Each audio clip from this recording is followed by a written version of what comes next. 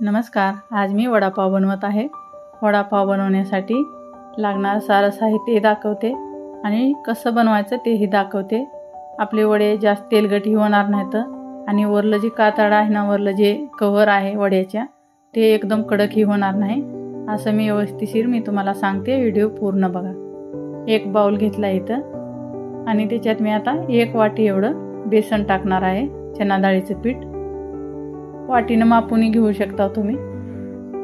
हे 1 वाटी पीठ घेतले। हळदी टाकून घेते ह्याच्यात। लाल मिरची पावडर थोडीशी, तुम्हाला आवडत असलं टाका, नाही टाकलं तरी चालते।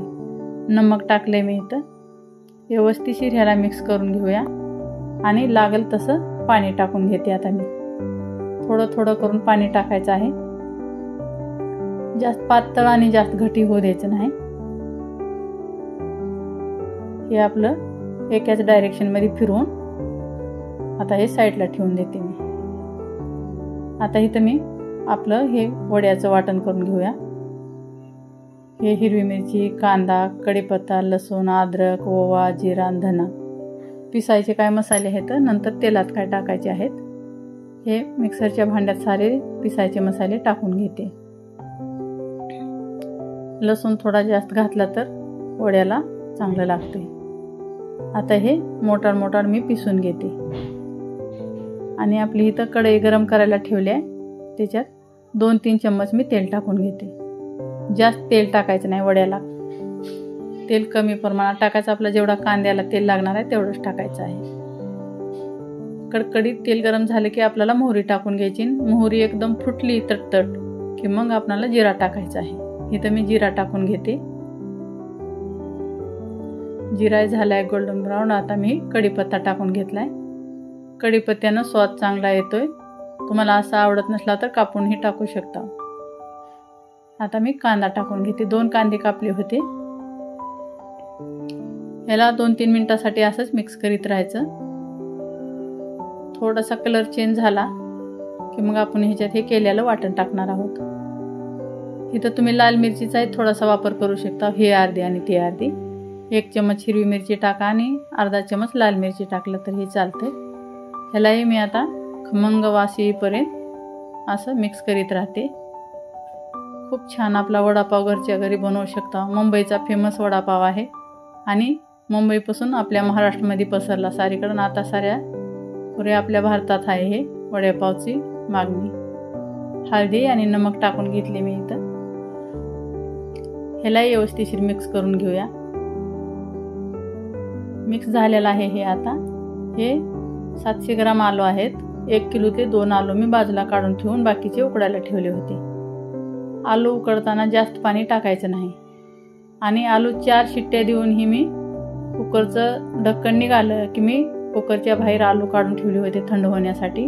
तुम्ही पातेल्यात आलू उकडा किंवा कुकरमध्ये एकदा आलू शिजले की पाण्यातून बाजूला काढून ठेवायचं। अशामुळं आलू जास्त पाणी पित नाहीत।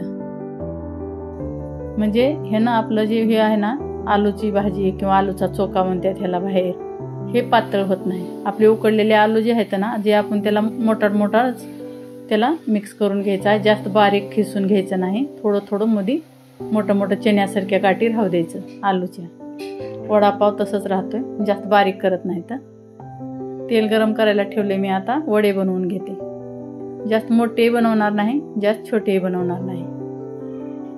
असे मीडियम साईजचे वडे बनवून घेणार आहे मी। हे पहिले नमक चेक करायचं कसं आहे ते, नंतर वडे बनवायला चालू करायचं। असेच मी सारे वडे बनवून इथं 9 वडे तयार केले। अजून 2-4 वडे बनणार आहेत, ते नंतर बनवते। हे आपलं बनवून ठेवलेलं बेसनचं मिश्रण आहे किंवा बेटर म्हणा। आणि हे ओवा टाकलाय थोडासा। बेसनमध्ये कधी ओवा टाकायचा आणि इथं चुटकीभर खायचा सोडा टाकलाय, जास्त टाकायचा नाही। 13 ते 14, 15 वड्यासाठी 1 चुटकी पुरेसे होते खायचा सोडा। तुम्ही जास्त करत असलो तर जास्त थोडासा अजून 1 चुटकी वाढवू शकता, पण 1 चुटकीहून जास्त एवढ्या ह्याला वड्याला बस होते। ह्याच्यामुळं आपलं जी वड्याचं वरलं जे कव्हर आहे ना ते खुसखुशीत होतं, निबर होत नाही। आणि जास्त टाकलं तर तेल पितं, त्याच्यामुळं जास्त टाकू नका खायचा सोडा। पण नाही टाकलं तरीही चालते, असं नाही, टाकायलाच पाहिजे चुटकीभर। आता इथं मी हे तळण्यासाठी वडे ह्या बॅटरमध्ये टाकून घेते. व्यवस्थितशीर खायचा सोडा टाकल्यास मिक्स करूनच मग ही वडे टाकलेत मी. तेल गरम झाले का बघते. एवढं गरम व्हायला नाही. 1 मिनिट थांबले होते. नंतर मी दुसरा वडा टाकलाय. आता मी इथं 4 वडे टाकणार आहे. जास्त टाकायचे नाहीत.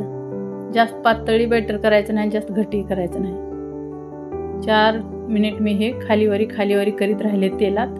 हे बघा ह्याचा कलर असा आलाय. कलर असा येऊ देणं खूप गरजेचं आहे. आपल्या घरच्या घरी करता तर बाहेर केल्यावरती लोक कसं पांढरट वडे काढतात. ते कच्चे असल्यासारखं वाटतात आणि त्याच्यात तेलही राहते. हे घरच्या घरी असे वडे बनवले तर खूपच छान बनतात आणि टेस्टी तर विचारायचंच नाही. असेच मी सारे वडे बनवून घेतल्यात. व्यवस्थितशीर तेल काढायचं. शेवटच्या घण्याला मी मिरच्यामधून कापून वडे तळताना त्याच्यात टाकले होते. लास्टला काढायच्या वक्ताला 2 मिनिटासाठी खालीवरी करून ती मिरच्या काढल्यात. ही आता पाव आम्ही बेंगलोरमध्ये राहतो आणि इथं पाव अशी विकत मिळत नाहीत. तर बेकरीमध्ये पहिला ऑर्डर दिली आम्ही आणि नंतर हे पाव बनवून आणल्यात. कुठं मिळत असत्याला दुसरीकडे, पण आम्ही जिथं राहतो तिथं हे असे पाव मिळत नाहीत. महाराष्ट्रामध्ये तर हर जागी मिळतात हे पाव, पण इथं मिळत नाहीत. आता हे चटणी दोन्ही लावून घेतल्या. वडा ठेवते आतमध्ये. असाच मी दुसराही बनवते वडा. हे बघा, हे चटणीची व्हिडिओ मी टाकलेला आहे. तुम्ही नक्की जाऊन बघा. मिरची ठेवून देते आणि लाल चटणी टाकते इथं. व्हिडिओ पसंत आला तर लाईक, शेअर आणि सबस्क्राईब करा आणि बनवून जरूर खावा. आणि कसा वाटला व्हिडिओ कमेंट करून नक्की सांगा.